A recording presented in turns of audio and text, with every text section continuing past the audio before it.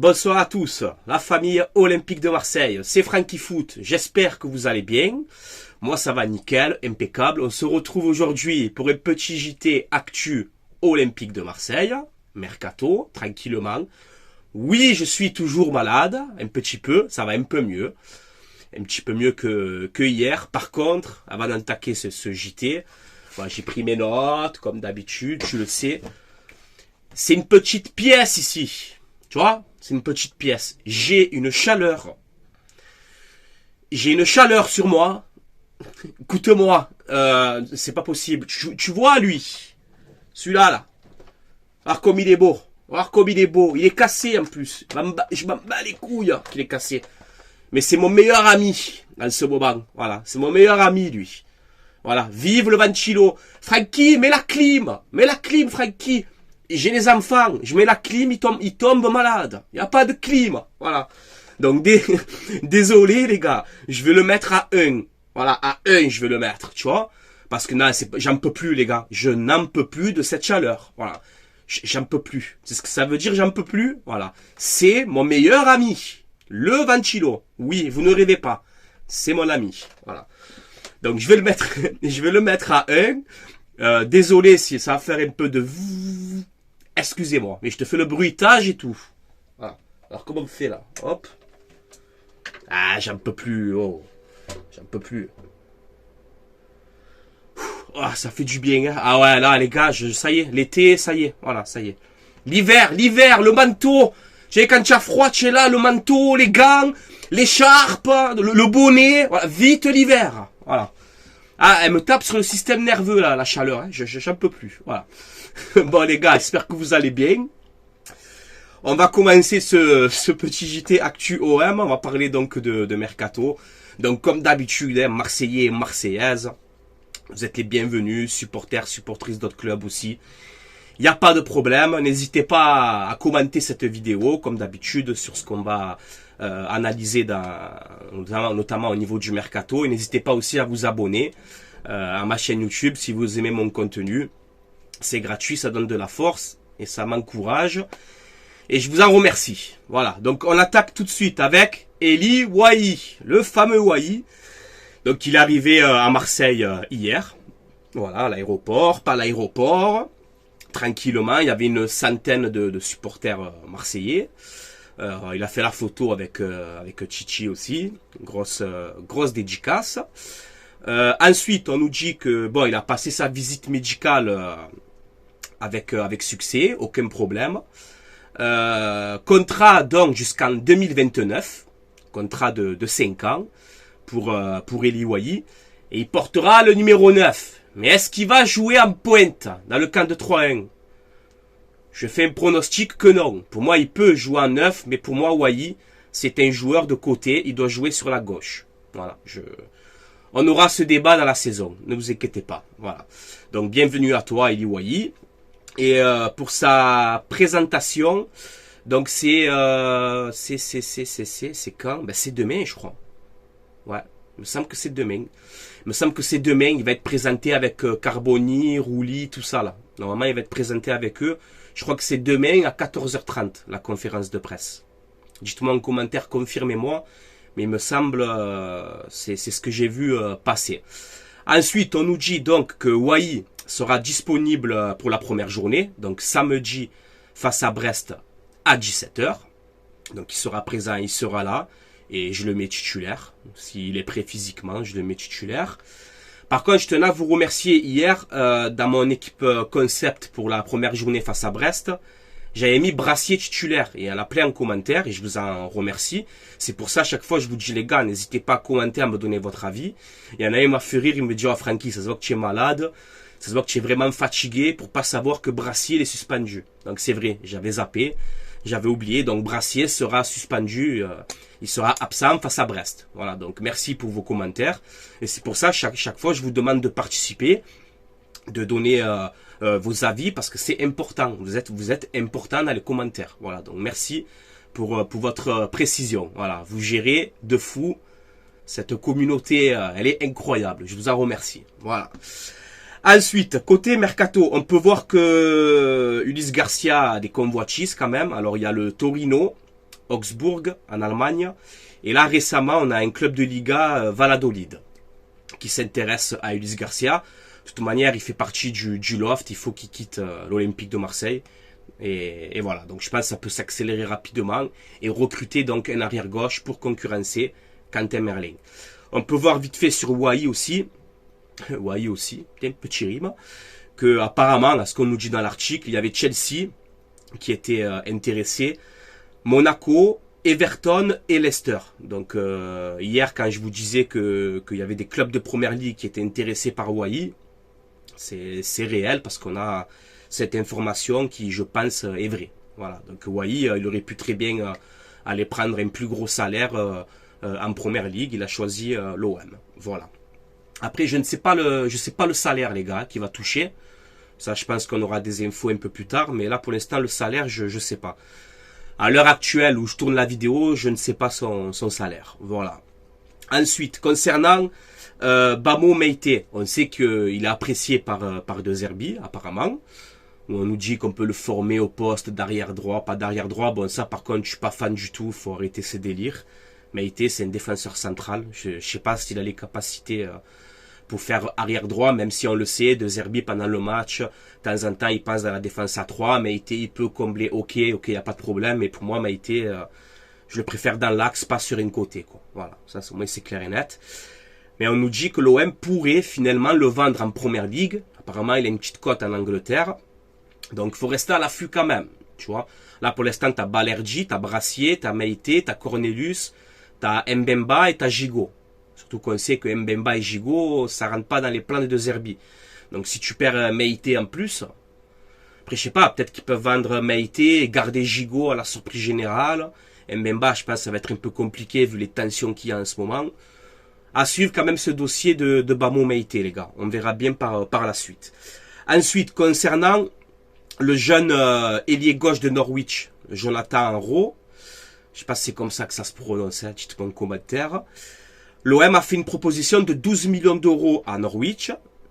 Et apparemment, ça a été refusé par le club anglais.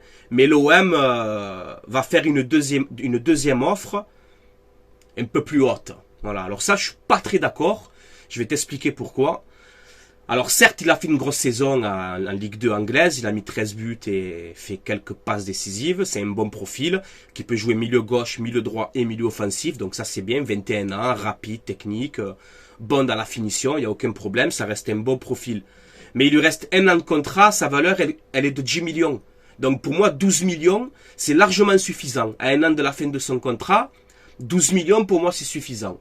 Donc, je sais pas, moi, tu mets, allez, 12 plus 2 de bonus, si tu veux. Mais pas plus, hein. Tu vas pas payer ce mec 16 ou 17 millions. Alors qu'il lui reste un an de contrat, il coûte 10 millions à Transfermarkt, hein. Transfermarkt, là. Donc voilà. Ok, on cherche un milieu gauche, mais il faut pas surpayer non plus, quoi. Voilà, donc on verra bien. Après, attention, j'ai vu sur X, enfin Twitter, qu'apparemment, il y aurait un avion ou un jet privé qui va partir de Norwich ce soir. Est-ce que c'est justement pour la venue de Jonathan Rowe? Je sais pas. Moi, les gars, c'est pas mon délire à pister les avions, à pister les jets, à pister... Ça va. Je suis pas un détective, gros. Je suis pas Colombo, gros. Tu vois, j'ai pas non plus aller regarder les avions, gros. Je deviens fou à la fin, tu vois. Donc bon, j'ai vu ça passer, on verra bien. Ça peut être vrai, hein. Mais voilà, moi, c'est pas mon délire d'aller pister les avions, quoi. Tu vois, ça va. On se calme quand même. Ensuite, concernant Moukoko, là aussi, ça part en biberine, apparemment. Voilà, incroyable. On l'avait pas vu venir, alors que moi, honnêtement, je pensais qu'on allait le faire. Hein, je vous dis la vérité. J'étais assez serein. Je pensais que Moukoko allait signer. Alors, on te dit que l'OM, ça c'était une info hier de Sanchi Aouna, journaliste de Foot Mercato, qui a des infos en béton aussi, de très bonnes infos.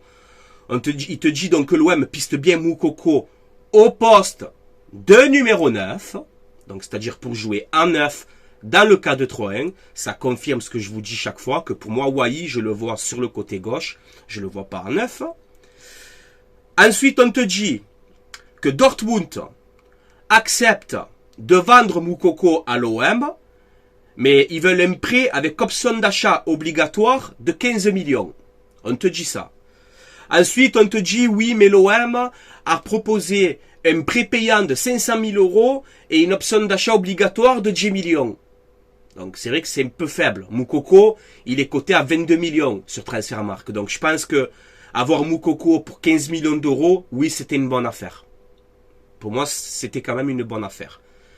Et hier, on a le fameux Fabrizio Romano, tu vois, un journaliste en béton, qui te dit, comme ça, normal, l'OM abandonne le dossier Moukoko. Voilà, c'est terminé. L'OM, ils abandonnent le dossier. Voilà. Alors maintenant, ce qu'il faut analyser, je me mets à la place des dirigeants de l'OM. Si on abandonne comme ça d'un coup, écoutez-moi bien ce que je vous dis, les gars, parce que je le sens venir. Hein. Je vous le dis, je le sens venir. Hein. Si on abandonne d'un coup le dossier Moukoko, c'est qu'on a déjà un autre neuf qui va signer très rapidement, je vous le dis. Voilà, c'est que l'OM, ils sont d'accord avec quelqu'un d'autre. J'en suis sûr et certain à 3 millions de pourcents. J'ai aucune info, hein. J'analyse, c'est tout. Hein. Mais si comme ça, dans la soirée, Romano, il te confirme que l'OM, ils abandonnent Moukoko d'un coup comme ça, c'est qu'ils sont d'accord avec quelqu'un d'autre. Voilà, moi je vous le dis. Au poste de numéro 9, hein. Je parle pas du poste de milieu gauche, je parle bien du poste de numéro 9. Voilà, donc on va suivre ces derniers jours. En tout cas, j'aimerais bien, comme je t'ai dit hier, faire le milieu gauche et le 9 avant la première journée si c'est possible, donc avant samedi. Ça risque d'être compliqué, mais au moins déjà en priorité absolue, faire le numéro 9 avant samedi Brest-OM. Voilà, c'est ce que j'aimerais. Donc qui pour jouer en numéro 9? Donc pour l'instant, on a Mumbagna et on a Wai qui peut, oui, Wai peut jouer en 9. Il n'y a pas de problème, il peut jouer en 9. Mais je te l'ai dit, pour moi, Wai est plus performant sur le côté gauche. Sa plus grosse saison, c'est quand il était à Montpellier, sur le côté gauche.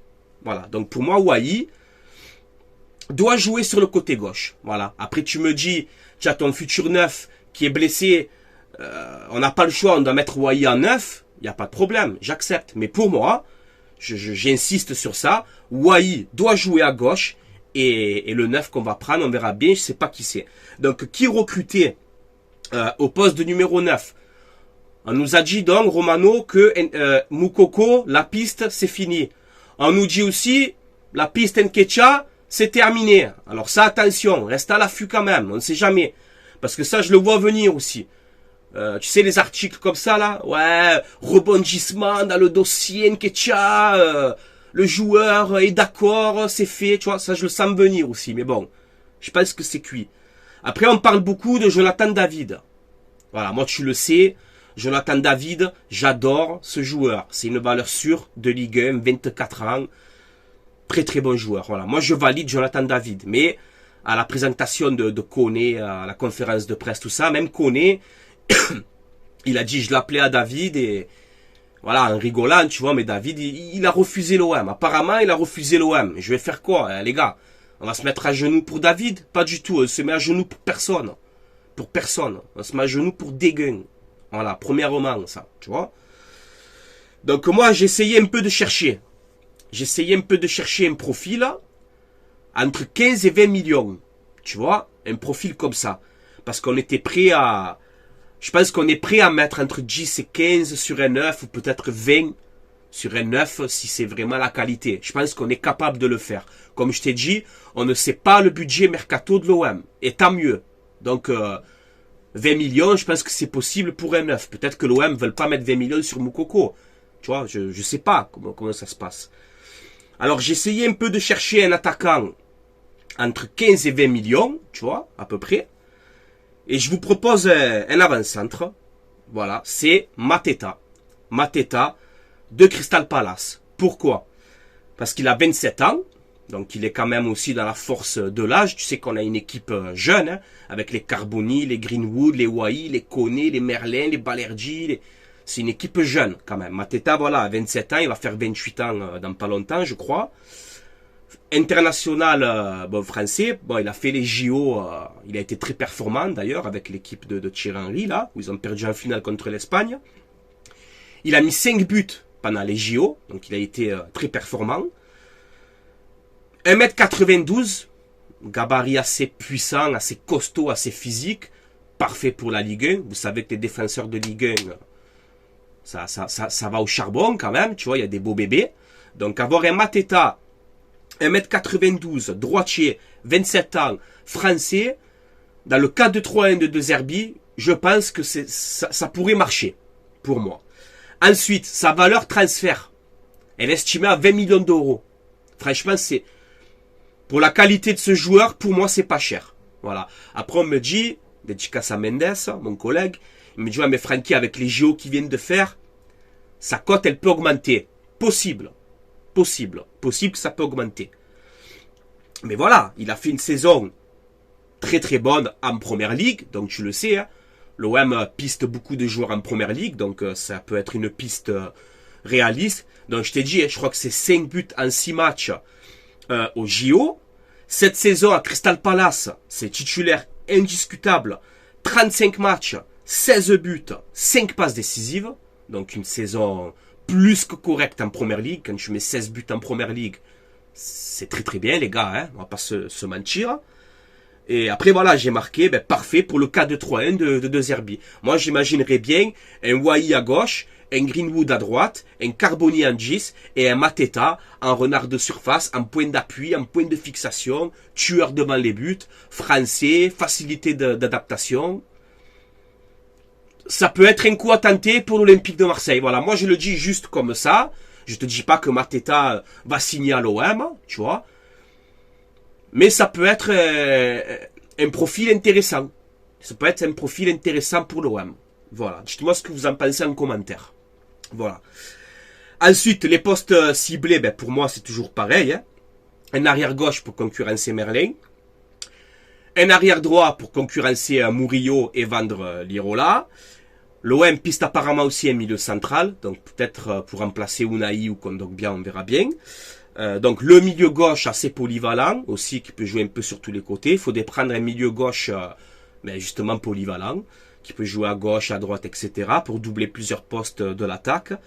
Et le fameux buteur. Voilà, pour moi c'est les postes qu'il faut renforcer avant le 31 août. Voilà. Ensuite les gars, je vous ai fait mon équipe face à Brest.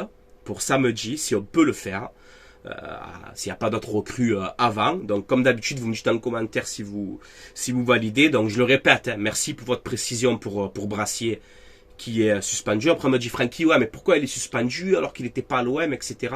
Ouais mais ça compte quand même les gars. Les cartons jaunes à Brest, etc. ça compte quand même, apparemment. Pourquoi? C'est totalement con, je suis d'accord avec vous, mais ça compte quand même. Donc Brassier sera suspendu pour la première journée, il sera présent contre Reims. Voilà. Donc moi je mettrai, si on a à peu près cet effectif-là, qu'on n'a pas d'autres recrues entre-temps, je mettrai Rouli dans les buts, s'il est disponible, Rouli ou Delange, mais je préfère avoir quand même Rouli. Murillo à droite. J'ai fait mon choix entre Meïté ou Cornelius. J'ai envie de voir Cornelius parce qu'il est gaucher en plus, donc c'est la doublure parfaite à Brassier. Donc je mettrai Balerdi et Cornelius dans la défense. Merlin à gauche. Un petit doute pour Koné, parce qu'il avait pris un petit coup. Donc, est-ce que Koné sera dispo? Mais s'il est dispo à 100%, je le mets directement, il n'y a aucun souci. Avec Højbjerg, pas de souci. Et ensuite, le quatuor, j'ai beaucoup hésité. Donc là, justement, Greenwood à droite, ça, il n'y a pas de surprise. Angis, j'ai hésité à mettre... En fait, j'hésitais à mettre Harit Angis, Enrique à gauche. Parce qu'Enrique fait une bonne prépa, et Harit aussi, pas mauvais dans la préparation. Mais je mets Carboni. Voilà, je mets Carboni d'entrée. Il est jeune, il vient d'arriver, je m'en fous. Voilà, je m'en fous. Option d'achat pas obligatoire de 36 millions, frérot. On ne doit pas avoir peur de le mettre contre Brest. À un moment donné, il faut arrêter. Donc moi, je le mets. Je le mets au moins la première mi-temps. S'il est dispo physiquement, je le fais démarrer. À gauche, j'ai hésité entre Luis Enrique et Harit. J'ai choisi Harit, même si on peut mettre Luis Enrique à gauche. Et je mets Wai en 9. Pourquoi je mets Wai en 9? Parce que Moumbagna, pour moi, c'est un remplaçant. Même que j'ai rien contre lui, pêcheur, tu vois. Mais Moumbagna, pour moi, c'est un remplaçant. Donc, pour l'instant, si avant Brest, je n'ai pas mon numéro 9, oui, dans ces cas-là, je mets Wai devant, en 9. Mais si j'ai mon futur 9 qui arrive, Wai, il ira sur le côté gauche. Et je mettrai mon futur 9 devant. Mais là, pour l'instant, je fais avec ce que j'ai sous la main. Voilà, moi, je ferai une compo comme ça. À peu près. Voilà. Donc, dites-moi votre avis en commentaire. Comme d'habitude, la famille OM. Commentez, donnez votre avis comme vous savez faire. Je vous en remercie d'ailleurs pour tous vos commentaires. Vous connaissez le ballon et vous m'apportez aussi quand même pas mal d'infos. Donc je tiens vraiment à vous remercier. Et voilà, j'ai fait un petit peu le tour. Donc comme d'habitude, hein, voilà, partagez, donnez votre avis, proposez des joueurs, proposez un neuf aussi en commentaire. Je sais pas moi, entre 15 et 20 millions. Essayez de proposer un neuf, essayez de chercher, d'aller fouiner, d'aller regarder. Moi, je propose Mateta, voilà, maintenant à vous. Si vous avez entre 15 et 20 millions, ben, un attaquant avec un bon profil, n'hésitez pas en commentaire à proposer aussi, les gars. Voilà, vous êtes important aussi, tu vois. Voilà. Donc voilà, la famille, je vais vous laisser là. J'ai très chaud. Merci, le Banchilo. Tu vois, tu es un champion, tu vois. C'est un champion, celui-là. J'en peux plus, la chaleur, les gars. Allez, reste là couché, bouge plus. Voilà les gars, je vais vous laisser là, portez-vous bien, on se donne rendez-vous demain soir je pense pour un prochain JT en espérant de bonnes nouvelles et voilà, allez je vous laisse là, allez l'OM à la vie à la mort et on se donne rendez-vous demain soir. Ciao ciao, passez une bonne soirée, allez l'OM à la vie à la mort toujours, quoi qu'il arrive, portez-vous bien.